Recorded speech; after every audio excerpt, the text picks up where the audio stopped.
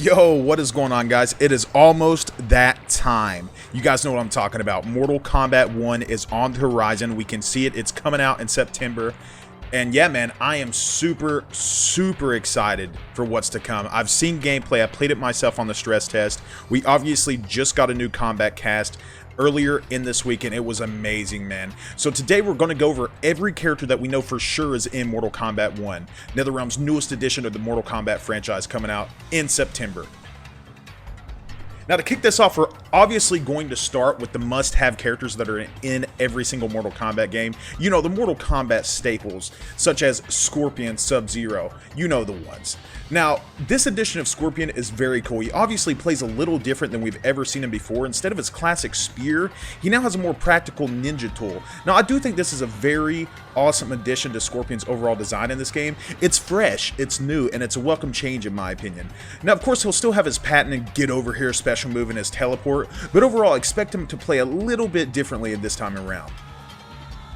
Next, of course, we're going to go over Sub-Zero. Now, he is the second character, of course, already announced within this new game. He's pretty much your classic Sub-Zero character, except this time around, he has his Ice clone back. Now, if you remember correctly, they actually took away the Ice clone in MK11, but now they brought it back in full force, along with some other interesting special moves to his arsenal. Next up, we have an MKX character returning in Kenshi. Now, Kenshi did skip out on MK11 and wasn't even mentioned besides in the crypt side content of Mortal Kombat 11, but many fans, including myself, are so excited to see him back. I mean, just seeing some of the combos that Sonic Fox was pulling off in the stress test with Kenshi, he already looks broken, already looks insane, and I cannot wait to have my hands on with this character. Next, we have Liu Kang returning, of course another staple of Mortal Kombat, but this time around, instead of your Bruce Lee clone that we're so used to seeing Liu Kang be, he's now the fire god Liu Kang. He plays so much differently than he has in the past. Even his patented bicycle kick has changed. Now, you guys see the reoccurring theme here of changing characters and giving them a fresh new look, and I'm all for it. It's not a bad thing at all. Normally in the past, some characters do go stale. Even your patented Sub-Zero and Scorpion, sometimes those are a little bit stale since we've seen the same character, and them giving them just little minor tweaks is really a fresh welcome to the series. Next, we have Kitana, the Princess of Edenia. Now, Kitana, from what I've seen, mostly plays the same this time around. She, of course, has her trademark fan combat. However, this time she does have insane combo potential that I was seeing in the stress test. You know, instead of the MK11, where she's not really that combo heavy in MK11, which most characters weren't. But either way, in this version of Kitana, you are going to see some insane combo potential. Next, we actually have Mileena. Now, obviously, we don't know too much about how Mileena plays. Even in the reveal of the gameplay for Mortal Kombat 1, we didn't really see that much Mileena content. We see maybe one combo. So it's too early to say how Mileena is actually going to play in this game. Either way, I'm super excited. Mileena is one of my favorite female characters within the franchise. So I'm definitely really excited for Mileena. Now, next up, we actually have Kung Lao returning. Of course, again, another staple of Mortal Kombat 11.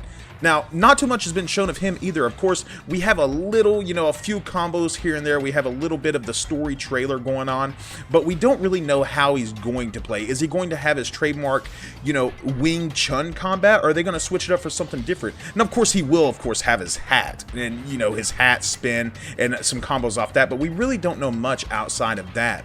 Either way, again, super happy he's back. Next up, we actually have the man himself, Johnny Cage. Now, this time around, he doesn't have his glowing shadow kick or force balls. You know, the green glow, the green force ball. They actually took all of that out and returned with, I don't really know how to explain it. It's almost like he glows black and he has like some sort of like black aura around him. I'm not too sure how to explain it, but he is definitely different in this game. He doesn't even have projectiles anymore, so they definitely went with a more rushdown eccentric character.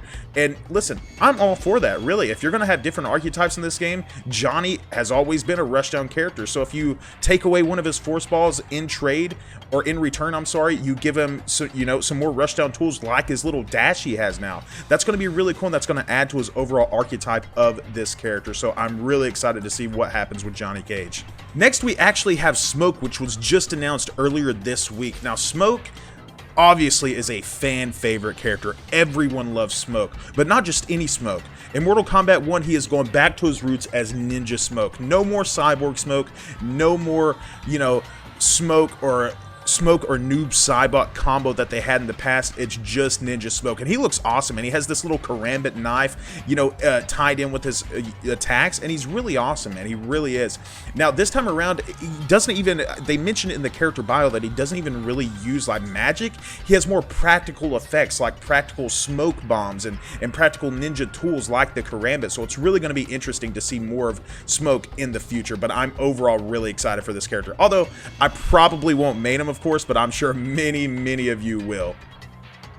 Next up, we actually have Rain, which is the character that I may actually main. I'm not too sure. We only seen one little clip of Rain last week. Oh, I'm sorry, not last week, but earlier this week. So I'm not too sure how he's going to play overall. He does look a little bit like a zoning archetype. If you guys notice in the little character bio, it actually says he's a sorcerer of Outworld. He's the High Mage. So I'm not too sure how he's going to play, but from what I've seen, he definitely looks like a zoner character. But listen, that's totally fine as long as he's Rain, and as long as he has some cool moves, I'm down with it, man. I really am, and I'm overall really excited.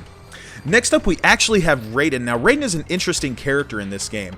They have changed Raiden so much in this game. Of course, he's not even an Elder God anymore within the story, so I'm not too sure how they're going to do it or how they're even going to explain that he has lightning abilities within this new timeline. But what we did see of Raiden in the story trailer, his combo potential looks ridiculous, especially with the cameo fighters, which of course is the huge staple of this game. He looks absolutely insane, and I cannot wait to see more of Raiden.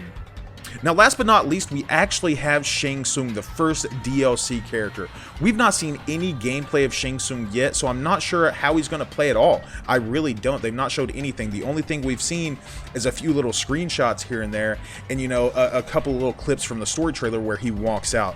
Other than that, we have no gameplay of him whatsoever, but as many of you know, I'm sure we will get the Hell Sparks, the Ground Skulls, the Fire Skull projectile, and more than likely he will be more of a zoning-eccentric archetype.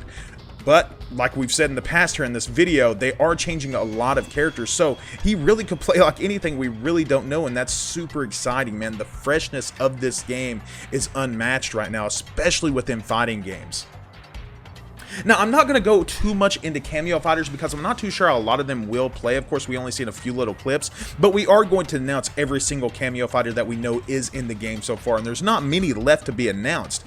So far, we actually have Frost, Goro, Jax, Kano, Kung Lao, Scorpion, Sector, Sub-Zero, Sonya Blade, and Stryker. Of course, my boy Stryker, I'm super excited he's back with this classic MK3 costume.